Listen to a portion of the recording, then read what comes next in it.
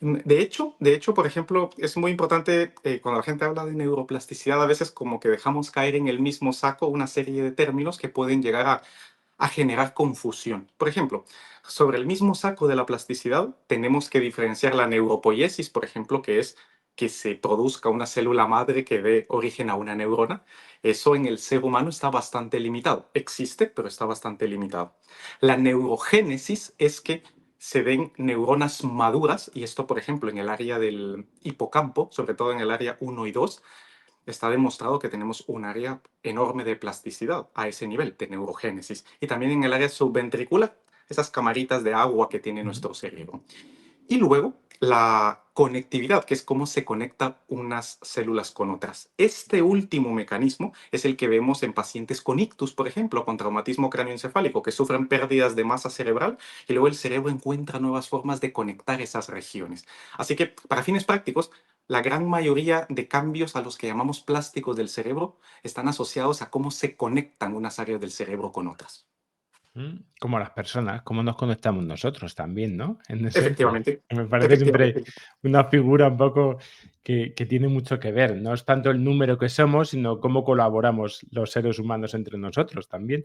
Mira, nos dice Elena que le interesa esta historia de Einstein, pero que qué papel juegan exactamente esto de las células de glía en la neuroplasticidad y cómo se ven afectadas por prácticas como el mindfulness. Cada vez tenemos mayor información del verdadero papel de la glía en el cerebro. Durante mucho tiempo se creía que eran únicamente células de soporte y células inmunológicas del cerebro y poco más, nada más lejos de la realidad. De hecho, la glía funge un papel en activación y regulación de neurotransmisores, de receptores de esos neurotransmisores. Regula también la comunicación de los electrolitos que pasan en el cerebro, sodio, potasio y calcio. Tienen un papel neurohumoral y neurohormonal y, por supuesto, son inductores de plasticidad en ciertas regiones. En otras palabras, a mayor concentración de célula glial en determinadas regiones, mayor probabilidad de conexión. De hecho, las células de la glía son precisamente las que recubren las conexiones entre unas áreas y otras. Es Ujú. donde está la sustancia blanca predominantemente. Mm.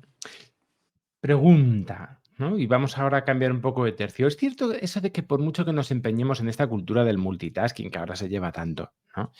Y que ahora se nos está intentando hacer cada vez más individuos multitarea? Yo no sé si a los oyentes les pasa también, pero ¿es cierto que realmente existe esa capacidad? Es decir, ¿el cerebro puede atender a varias cosas a la vez?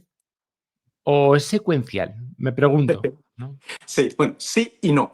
Lo primero es que el procesamiento de información en el cerebro es en paralelo.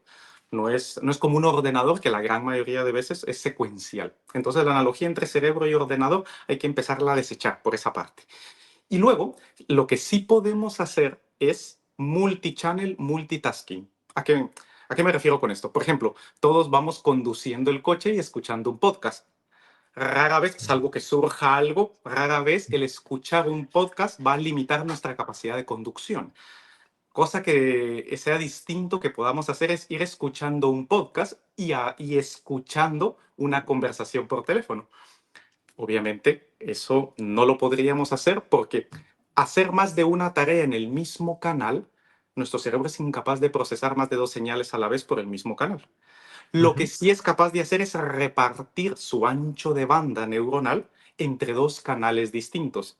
Ojo que no quiere decir que lo haga con una gran precisión, pero sí, si existe el multitasking, es utilizando dos canales distintos de procesamiento de información.